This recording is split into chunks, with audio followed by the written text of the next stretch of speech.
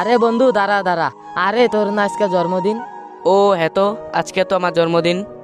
আরে তুই তো দেখি ভুলেই গেছিস তোর জন্মদিনের কথা। হ্যাঁ রে, কাজের খুব চাপ তো।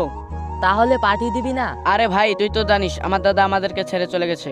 তারপর থেকে পুরো সংসারটা আমারই চালাইতে হয়, আর আমার মাও খুব আরে, অসুস্থ। আমার ছোট ভাই মাকে এখানে? অপারেশন করাতে হবে, কিন্তু আমি যে এত টাকা কোথায় পাবো?